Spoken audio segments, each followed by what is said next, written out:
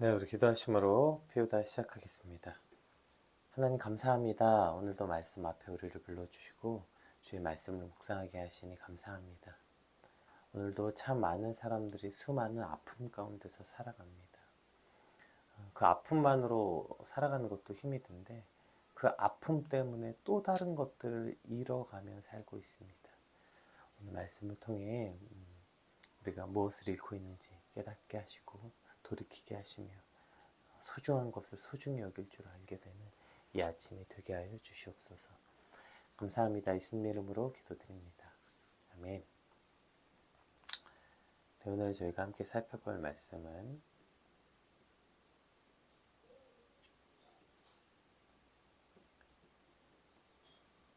사무엘하 19장 1절에서 8절까지 말씀입니다.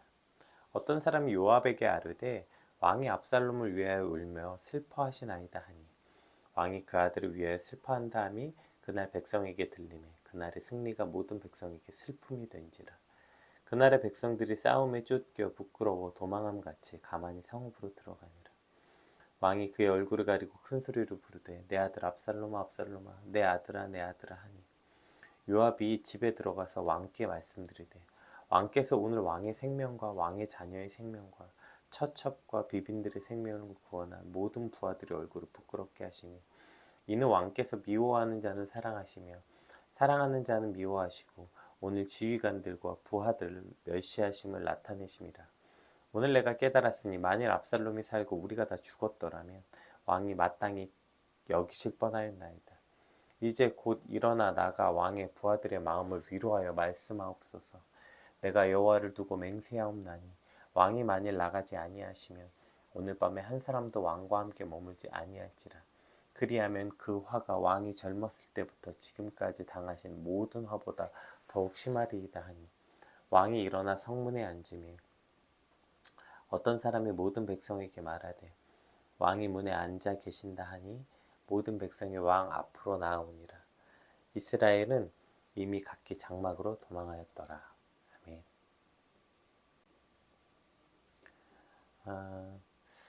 요즘에 그 무례하다 이런 그러니까 무례하다는 말이 있잖아요. 그래서 이 무례하다는 것에 대해서 계속 이제 이번 주에 조금 계속 나누기도 하고 계속 생각해보는 시간들이 좀 가졌던 것 같아요. 무례하다라는 거, 없을 무에 예절예, 그러니까 예의가 없는 것을 무례하다고 말하죠.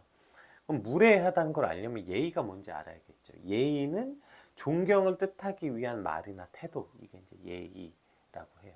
근데 어떤 사람을 존경하는 말이나 태도가 문화별로 시대별로 조금씩 달라지잖아요. 그럼에도 불구하고 바뀌지 않는 예의 안에 들어있는 그 어떤 중요한 의미와 정신 같은 게 있는 것 같아요. 그건 달라지면 안 되는 것 같아요.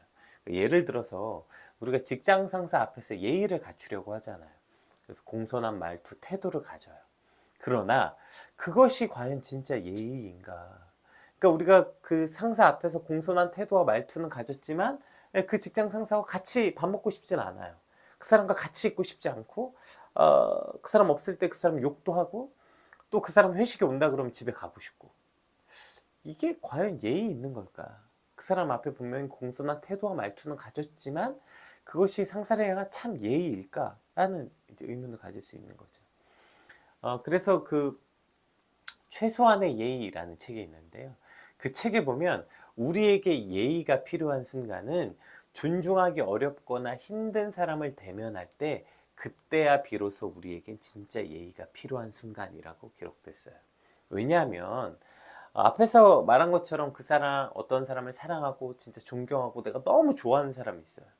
그러면 그 사람 앞에서의 예의라는 것은 매우 자연스럽게 이루어지는 것이시기 때문이에요. 근데 불편하고 존중받아 마땅하지 못한 어떠한 사람, 나랑 의견이 다르고 뭐 내가 싫어하고 이러한 사람을 만날 때야 진짜 저 예의, 존경을 뜻하기 위한 말이나 태도가 필요하다는 거예요. 왜냐하면 존경하지 않는 사람이니까요. 이해가 되시나요? 진짜 존경하고 진짜 사랑하는 사람에겐 진짜 그런 마음이 있기 때문에 그런 말이나 태도가 자연스럽게 나오는데, 전혀 존경받지 못할 만한 사람, 그런 사람에게는 저걸 노력하고 의지를 가져야 그 사람을 위한 말이나 태도가 나오기 때문에 그래서 진짜 예의가 필요한 순간은 불편한 사람을 만날 때라는 거예요. 뭐 어쨌든 뭐 다리 떨지 않고 다리 꼬지 않고 모자 쓰지 않고 뭐 이런 태도가 예의라고 정의하기 어려운 것만은 확실하겠죠. 그러면 예의 없다, 무례하다는 것은 좀 더 어떤 의미일까를 이제 그래서 이제 저런 수많은 생각들을 하다가 이제 이런 생각을 해봤어요. 그러니까 결국 예의가 없다는 것은 어떠한 상황 가운데서 예의가 없다. 이것은 결국 내 생각과 말과 태도와 결정에 상대방이 전혀 고려되어 있지 않을 때, 이때 우리는 무례하다라고 말할 수 있겠구나. 내 말, 내 표정, 내 결정, 내 행동에 상대방이 전혀 고려되어 있지 않을 때 우리는 무례해지고 무례히 행하게 되는 것 같습니다. 그런 의미에서 오늘 본문에 보면 무례한 두 사람이 등장해요. 다윗과 요압. 목숨 걸고 전쟁에 승리하고 돌아온 자신의 군사들을 쳐다보지도 않고 그저 자신의 슬픔에 빠져 목 놓아 울기만 하는 다윗. 그로 인해서 자기를 위해 목숨 걸고 싸우고 돌아왔던 군사들을 지금 마치 죄인같이 만들어버렸죠. 그들이 모두 고개를 숙이고 마치 패잔병처럼 그렇게, 그러니까 자신을 따르고 자신을 지지했던 전우이자 군사들에게 다윗은 이와 같은 무례함을 행한 것이죠. 다윗의 행동과 다윗의 모든 태도에는 지금 저들을 향한 마음이 전혀 고려되어 있지 않기 때문입니다. 또 반면에 요압은 물론 그가 이제 다윗의 조카였으니까 와서 뭐 저렇게 직언을 할 수 있었겠지만 지금 아들을 잃은 슬픔, 게다가 지금 그냥 아들을 잃은 게 아니잖아요. 지금 보세요. 다윗이 압살롬을 해하지 말라고 신신당부했는데, 그래서 그것을 다른 군사들이 다 들었어요. 그래서 이제 압살롬이 상수리 나무에 걸려 있을 때 압살롬을 다 죽이지 않겠다고 했어요, 백성들. 왜냐하면 왕이 죽이지 말아달라고 부탁했으니까. 요압이 친히 자기 손으로 가서 죽였다고요. 그러면 지금 요압이 하고 있는 일이 뭐냐면 자기가 죽인 사람의 아버지에게 가서 슬퍼하지 말라고 말하고 있는 거예요. 이게 말이 됩니까? 자기가 죽인 사람의 아버지에게 가서 그만 슬퍼하라고, 당신 슬퍼해가지고 백성들 사기 다 떨어지는 거 아니냐고, 이게 뭐냐고. 자기가 죽였잖아, 자기가. 이게 어떻게 자기가 죽인 사람의 아버지에게 가서 할 말입니까? 이것이 요압의 무례함이죠. 오늘 본문을 통해서 우리는 왜 인간은 이렇게 무례해지는가에 관해서 한번 같이 살펴보려고 합니다. 우리 1절에서 4절 말씀 한번 같이 살펴볼게요. 어떤 사람이 요압에게 아뢰되 왕이 압살롬을 위하여 울며 슬퍼하시나이다 하니 왕이 그 아들을 위하여 슬퍼한다 하니 그날의 백성들에게 들림에 그날의 승리가 모든 백성에게 슬픔이 된지라.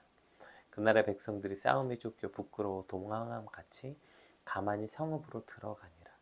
왕이 그의 얼굴을 가리고 큰 소리로 부르되 내 아들 압살롬아 압살롬아 내 아들 내 아들아 하니라. 하니 다윗이 이렇게 무례히 행한 이유 한 가지입니다. 뭘까요? 다윗이 바로 큰 슬픔에 빠졌기 때문입니다.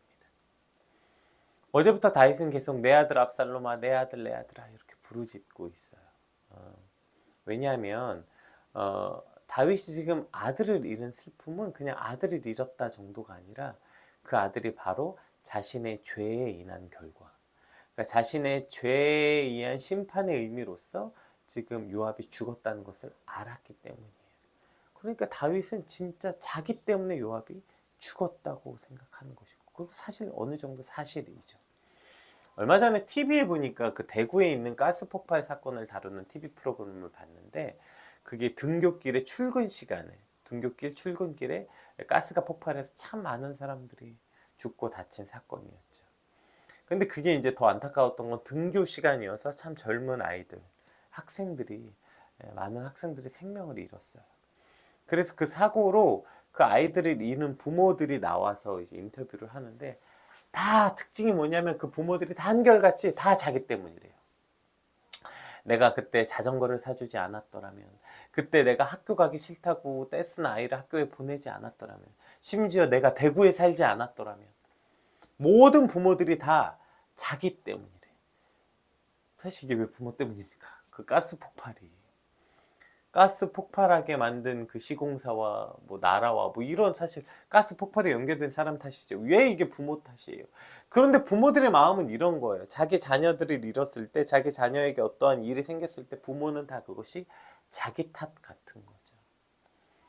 하물며, 그러니까 저런 사건 사고 천재지변과 같은 일 때문에 일어난 사건도 부모는 자기 때문인 것 같은데, 오늘 압살롬의 반역은 실제로 다윗의 죄로 인한 심판으로서의 결과였기 때문에 실제 압살롬의 죽음은 다윗의 인과가 있는 것이죠. 그러니 다윗은 더더욱 큰 슬픔에 빠질 수밖에 없었던 것입니다. 내가 내 아들을 죽였다. 지금 이러한 슬픔에 빠져 있는 거예요. 나 때문에 내 아들이 죽었다. 이러한 슬픔에 빠져 있는 거죠.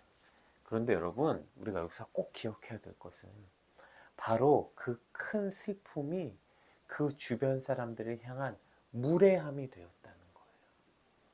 이게 아주 중요합니다.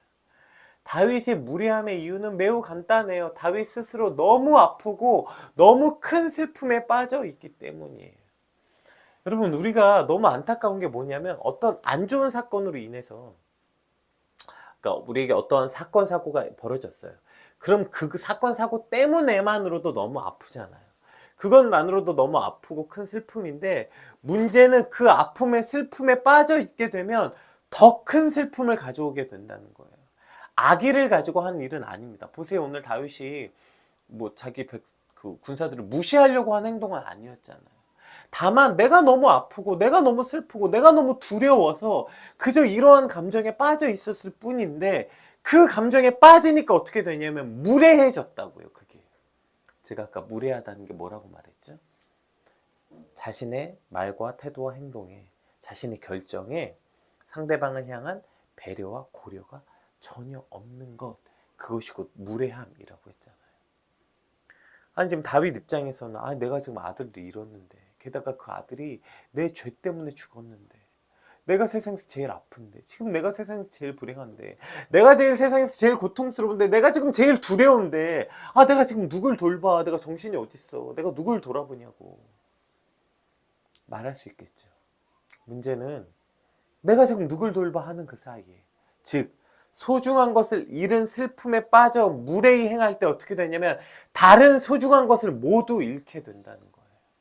오늘 요압이니까 이따 요압의 것도 살펴보겠지만, 요압의 말 자체는 틀린 게 하나도 없어요. 요압이 뭐라고 말합니까? 보세요. 요압의 말 자체는 틀린 게 하나도 없습니다.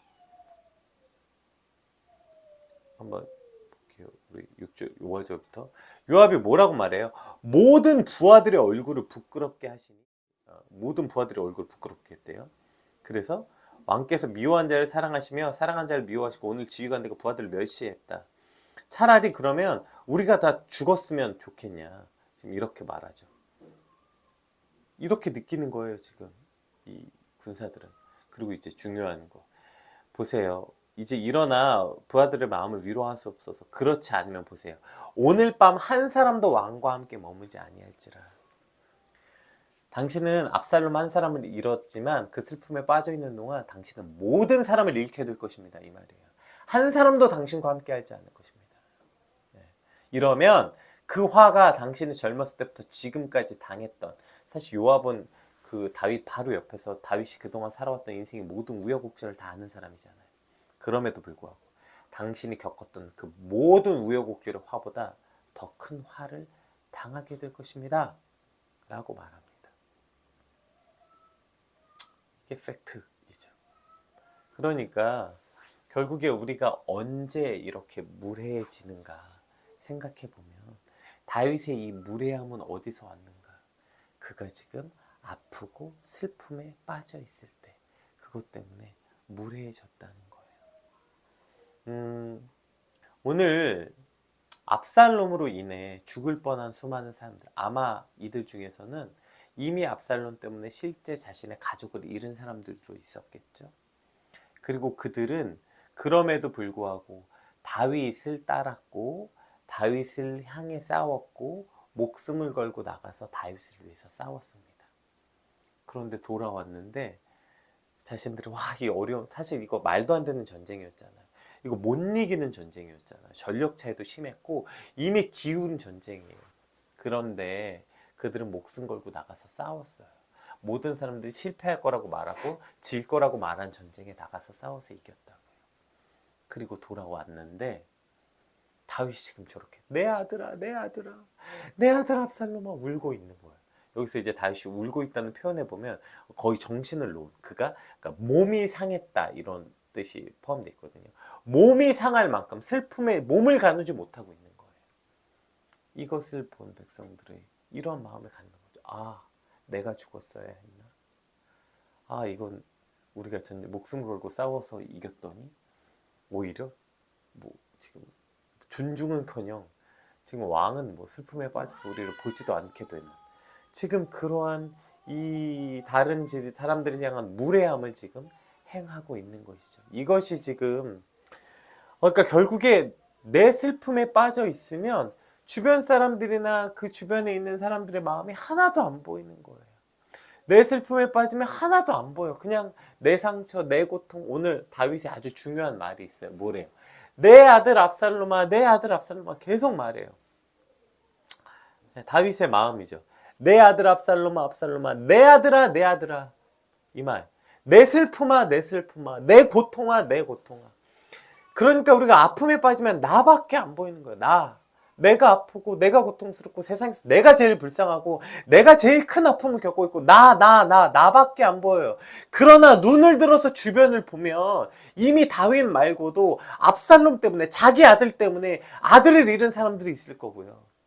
그런데 그 아들이 자기 편에 서서 싸웠다고요.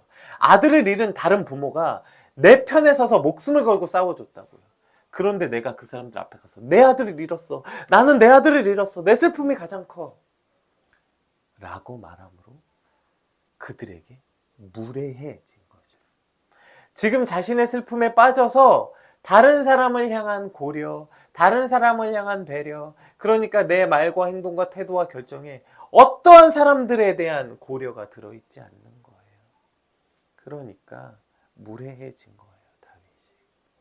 아무것도 안 보이는 거예요. 성경은 이렇게 말해요. 그래서 그렇게 내 상처, 내 고통, 내 거에 함몰되면 주변 사람도 안 보이고요. 심지어 누구도 안 보여요. 하나님도 안 보여요. 왜요? 저렇게 슬픔에 빠져 있으면 어떻게 해요? 저거 결국에 하나님이 심판의 개념으로 하신 건데 그럼 저 슬픔과 원망은 결국 하나님께 향하게 되는 것인데요. 그래서 성경은 수없이 이런 표현이 나옵니다. 눈을 들어 산을 보아라. 눈을 들어라. 너의 도움이 어디서 올까? 시편 기자에도 눈을 들어란 말이 여러 번 등장하고요. 이런 뿐 아니라 많은 그러니까 다들 고통과 환난과 어려움의 순간 다 하나님의 천사들을 보내서 뭐라고 말해요? 눈을 들어 본즉 이런 표현이 되게 많이 나와요. 눈을 들어 본즉 아브라함이 이제 조카 룻과 함께 있을 때 어디로 갈래? 룻이 먼저 자기 거 챙겨서 좋은 땅으로 떠나죠. 그래서 아브라함이 그럼 난 어디로 가야 되나 막막할 때 하나님 뭐라고 합니까? 눈을 들어 아브라함에게 하늘을 보게 하세요. 눈을 들어 하늘을 보니 그 안에 수많은 별들이 보이죠. 하나님이 걱정 마라. 내가 너와 함께하면 내가 네 자녀들을 저 셀 수 없는 별과 같이 너를 그렇게 강성하게 하겠다. 우리가 우리의 슬픔에 빠져있고 우리의 상실에 빠져있고 어떤 우리의 감정에 우리의 슬픔에 빠져있을 때 우리는 내 가장 주변에 사랑하는 사람들도 보지 못하고 심지어 하나님도 보지 못하는 것입니다. 그래서 눈을 들어 봐야 돼요. 오늘 보세요. 요압의 말을 들었어요. 그랬더니 그 말을 듣고 비로소 다윗이 이렇게 된 거죠. 왕이 일어나 슬픔을 잘해서 일어난 거예요. 눈을 든 거예요. 성문에 앉아서 이제 드디어 자기 백성들을 보기 시작한 거예요. 자기 옆에 날 위해 목숨 걸고 싸워줬던 저들, 끝까지 나를 믿고 지지해줬던 저들, 그래 나의 슬픔에 빠져있던 모습이 저들에게 너무나도 큰 슬픔이었고 저들에게 너무나도 큰 상처였겠구나. 나는 내가 그저 아파서 한 행동이라고 생각했지만 이것이 다른 이들에게 얼마나 큰 상처였고 고통이었는지, 결국 나는 내 아들 압살롬 하나를 잃었다고 생각하고 있었지만 나는 그것보다 훨씬 더 수많은 것들을 잃고 있었구나. 이것을 깨닫게 되는 것입니다. 사실 이런 경우가 너무나도 많지 않아요? 직장을 잃었다 칩시다. 직장을 잃은 내 슬픔 때문에 가장 소중한 사람들을 상처 내고 있지 않아요? 특히 가족들, 가장 가까운 사람들을 상처내고, 내가 뭔가를 잃었고 내가 실패했고 이런 내 고통 때문에 오히려 더 큰 가족을 잃는, 가족에게 상처를 내는 이러한 고통을 겪고 있는 것이죠. 어쩌면 압살롬의 말처럼 지금 당신이 슬픔 때문에 하고 있는 행동 때문에 당신은 진짜 더 큰 슬픔을 맞이하게 될 거다. 이 말이 맞는 말일 수도 있어요. 하루살이를 잃은 고통 때문에 우리는 낙타를 잃게 될 것이라는 것입니다. 오늘 우리의 이 슬픔에 빠져 있을 때 눈을 들어 오늘 말씀을 통해서 우리가 내 감정, 내 슬픔의 감정에 빠져서 사실 지금 잃고 있는 것들이 무엇인지 깨닫고 돌아보는 이 아침이 되시길 주님으로 축복합니다. 그곳에서 일어나서 보게 될 때 우리는 정말 내가 잃고 있는 게 무엇인지, 오늘 다윗이 일어나 앉아서 드디어 그 주변을 돌아본 것처럼 이제 슬픔의 자리에, 고통의 자리에서 이제 조금 눈을 들어보게 될 때 하나님이 보이고 우리 주변에 날 위해서 이렇게 함께했던 그들이 보입니다. 여러분, 놀랍게 그걸 봐야 우리는 진짜 이 슬픔에서 빠져나올 수 있어요. 그저 그 내 슬픔, 내 아들아, 내 아들아, 내 아들아, 내 아들아, 내 슬픔아, 내 고통아, 여기 빠져서는 절대로 우리는 이 슬픔을 이길 수 없어요. 슬픔에 헤어나올 수 없어요. 그 슬픔에 헤어나올 수 있는 거는 아이러니하게도 역설적이게도 눈을 들어서 그 슬픔이 아닌 다른 것을 볼 때, 그때 우리는 비로소 이 슬픔을 이기고 견디고 버텨낼 수 있게 되는 것입니다. 오늘 눈을 들어 하나님과 눈을 들어 지금도 이 아픔을 함께 아파하고 있는 우리 주변의 이들, 그리고 내 아픔 때문에 무례히 행하고 있는 걸 허용하고 견디고 있는 우리의 가족들을 돌아보고 발견할 수 있는 저 여러분 되시길 주님으로 축복합니다. 그럼 요압의 무례함은 어디서 왔는가? 요압이 지금 다 그러면 맞는 말을 했고 했는데 요압은 뭐가 문제였을까요? 한번 봅시다. 우리 뒤에 말씀을 읽어봤으니까 5절만 읽어볼게요. 요압이 집에 들어가서 왕께 말씀드리되 왕께서 오늘 왕의 생명과 왕의 자녀의 생명과 처첩과 비빈들의 생명을 구원한 모든 부하들의 얼굴을 부끄럽게 하시니. 지금 이제 요압이 집에 들어가, 이런 표현이 있죠. 그래서 여기서 요압이 집에 들어가다라는 표현이 이제 그 와이야보라는데, 이 와이야보가 그 와우, 그러니까 그 와우 대속법이라고 말해요. 그러니까 어떤 걸 표현하기 위해서 이러한 문장을 쓴 거냐면 즉시 들어갔다는 거예요. 그 말을 지금 듣자마자, 다윗이 통곡했다는 말을 듣자마자 달려간 거예요. 왜요? 이런 표현이 더 명확한 표현이 없을 것 같아요. 빡친 거죠 지금. 요압이 빡친 거예요. 그래서 그냥 뛰어간 거예요. 아니 어떻게 저 왕이라는 게 지금 여기서 이따위 거라고 있어. 그러니까 이게 화가 난 거예요. 화가 나니까 지금 다윗이 아픔이고 내가 그 아들을 죽였고 전후 사정이 안 보이는 거야. 그냥 화가 난 거. 자, 화가 난 것도 문제인데요. 화가 난 이유가 뭐예요? 여기 써 있어요. 요압이 자기 입으로 지금 말하고 있어요. 왜 화가 났냐면 자기 생각에 자기가 한 일이 뭐냐면 왕의 생명도 구했고, 오케이, 이건 맞아요. 근데 보세요. 왕의 자녀의 생명과 처첩과 비빈들의 생명을 구원했대. 자기가 언제요? 이거 지금 압살롬이 언제 형제 자매 죽인다고 했습니까? 아니면 죽였습니까? 게다가 처첩과 비빈들에게 물론 몹쓸 짓을 했지만 언제 그들의 생명을 죽였습니까? 근데 지금 이렇게 부풀리고 과장하고 지금 게다가 이것을 부하들이라고 말했지만 자기가 했다고 생각하는 거예요. 그래서 화가 난 거예요. 내가 이룬 성공과 내가 이룬 어떠한 것들이 인정받지 못하고 내가 이렇게 노력했는데 내가 했는데 이것이 지금 뭐죠? 제대로 평가받지 못하고 있다. 지금 요압이 화가 난 이유는 여기 있는 거예요. 내 욕심과 내 욕망이 있는데 내 욕심과 욕망을 가지고 지금 내가 이루었는데 그게 지금 날아가게 생겼거든. 그 지금 내가 이룬 성공, 내가 이룬 업적을 보상받지 못하게 생겼거든요. 그게 화가 나는 거예요. 지금 요압이 한 말 중에 틀린 말 하나도 없어요. 다 맞는 말이었죠. 문제는 뭐예요? 그것을 말한 태도와 동기. 예, 이게 문제라고. 불편한 걸 못 참는 거예요. 제가 상담 공부할 때 이제 저희 교수님이 누가 울 때 휴지 뽑아주지 말라고. 휴지 뽑아서 주지 말라고. 그거는 그 사람한테 나 너 우는 거 불편하니까 그만 울어. 이런 의미라는 거예요. 누가 울 때 가서 우리가 제일 먼저 하는 말이 아이 그래 괜찮아 그만 울어. 이 그만 울어라는 말 되게 나쁜 말이다. 그만 울라는 말은 나는 네가 우는 게 불편해. 이러한 뜻으로 받아들여요. 그러니까 사실 그때는 그렇구나 했는데 제가 지나 보니까 꼭 다 그런 건 아닐 것 같아요. 네. 예. 모든 사람이 그렇게 받아들이는 것 같지 않아요. 근데 다만 그 교수님의 말에 상대방이 그렇게 받아들일 수 있기 때문에 조심해라. 뭐 그런 의미로 하셨던 말씀 같아요. 어쨌든 우리는 누구의 슬픔을 사실 불편해 할 때가 많아요. 못 견뎌 할 때가 많아요. 그래서 자꾸 이제 그만해라 너도 이렇게 말하는 거죠. 그 사람이 불편함을 못 견뎌 하는 거예요. 그냥 불편함 일단 못 견뎌요. 그러니까 이제 안 보려고 하고 못 보려고 하고 불편하죠. 그리고 말을 할 기회가 생기면 그것에 대해서 이제 와다다다 쏟아내는 거죠. 그런데 그 쏟아낼 때 동기와 태도가 뭐냐면 결국에 나예요. 여기서도 나.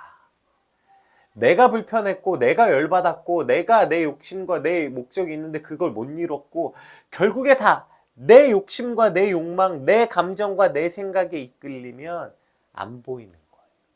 네, 안 보여요. 그 사람이 얼마나 아픈지 무슨 상황인지 안 보여요. 특히 그러니까 내 생각과 어떤 내 것에 그러니까 상대방의 아픔이 안 보여서 이제 그것은 둘째치고 특히 심각한 문제는 내 욕심과 욕망에 이끌려서 막 달려나갈 때 주변을 못 보는 거예요.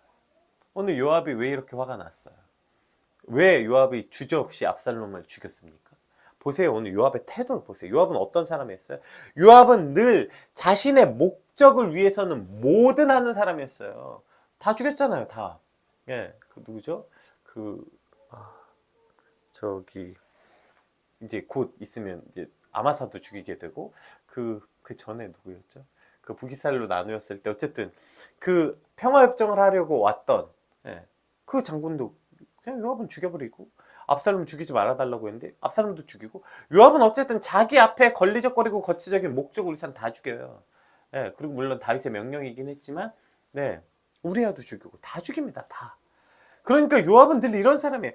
자기 앞에 거치적거리고 자기의 목적과 목표를 이루기 위해서 뭐든 하는 사람이에요. 그러니까 오늘도 이걸 자기가 지금 자기 손으로 다윗의 아들을 죽여놓고 그리고 다윗에게 와서 슬퍼하지 말라 이런 말을 할 수 있는 거예요. 왜요? 그게 자기 목표와 목적이거든요. 즉 자신의 욕심, 자신의 목적, 자신의 어떤 목표를 이루기 위해서는 뭐 아무것도 안 보이는 거예요. 그냥 주변에 피투성이가 된 채 끌려오고 있는 거예요. 그 무슨 스포츠카의 아이러니인가 뭐 그런 게 있어요. 그러니까 스포츠카를 탈 수 있을 어울릴 만한 나이에는 스포츠카를 탈 능력이 없고 스포츠카를 탈 수 있는 돈과 능력이 있으면 스포츠카가 어울리지 않는 사람이 됐다는 거죠. 또 여러분 이게 스포츠카라서 그렇지 스포츠카는 그래도 뭐 웃으면서 넘길 수 있는데요. 이런 거 아니에요. 그래 지금 내가 너무 여유가 없어서 그래서 내가 내 성공과 내 그래 내가 10억을 벌겠어. 목표를 세웠다고 칩시다. 죽을 힘다 해서 10억을 벌었어. 그런데 주변을 둘러보면 그냥 피투성이가 된 가족들이 있는 거 아니에요. 그제서야 주변을 둘러보니 내 목표와 내 목적을 지향해서 달려가다 보니 거기 딱 도착해서 보면 내 주변에 이미 아무것도 없거나 이미 다 너덜너덜해져서 다 떠났거나 아니면 피투성이가 된 채 끌려온 내 주변 사람들이 보이는 거 아니에요.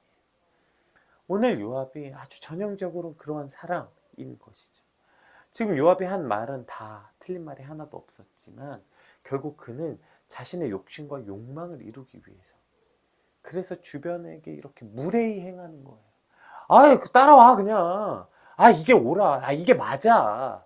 아, 이거 이루려면 이렇게 해야지. 요압이 한 말 다 맞죠. 보세요, 맞지. 아, 지금 이렇게 하면 당신들 백성 다 잃을 거야. 맞아요. 그러니까 일로 끌고 오세요. 아, 지금 감정에 빠질 때예요 지금. 아, 당장 일어나세요. 정신 차리세요. 맞아, 맞아. 맞는 말인데 그게 자신의 욕심과 자신의 목표, 자신의 목적을 이루기 위해서 한 게 문제라고요. 그러면 그 주변에 남은 사람들에게 이렇게 무례해지는 것 뿐입니다. 오늘 말씀을 통해서 우리의 무례함은 무엇 때문이었다. 혹 내가 나의 아픔과 나의 상처, 내가 너무 아프다는 것에 빠져서 오늘 우리는 무례히 행하고 있지 않나. 혹은 목적지향적, 내 성공과 내 목표와 목적을 이루기 위해서 달려감으로 우리는 그것 때문에 무례히 행하는 사람은 아닌가. 오늘 말씀을 통해서 돌아보길 소망합니다. 사실 사랑의 가장 중요한, 제가 어저께도 이제 어떤 이제 결혼하는 친구들이 이제 부부 예비제 학교 하면서 사랑의 유의어는 설렘이나 떨림이나 뭐 이런 거 아니다. 사랑의 유의어는 오히려 따뜻함을 좀 다른 표현으로 하면 배려, 예의 있음, 이런 것이 사랑의 유의어다 이야기했던 것 같아요. 우리가 하나님을 사랑한다고 말하려면 무례히 행치 않아야 합니다. 우리가 우리 가족들을 사랑한다고 말하려면 무례히 행치 않아야 해요. 기독교인은 무례히 행하면 안 됩니다. 오늘 말씀을 통해 오늘 우리의 무례함을 돌아보고 회개하고, 주님 오늘 우리 하루 삶 가운데 예의 있는 사람, 무례하지 않는 사람으로 살게 하여 주시옵소서. 내 행동과 말과 결정에 상대방을 향한 고려와 배려가 있는 삶이 되게 하여 주시옵소서. 우리 같이 받은 말씀 놓고 함께 같이 기도하겠습니다. 기도합시다.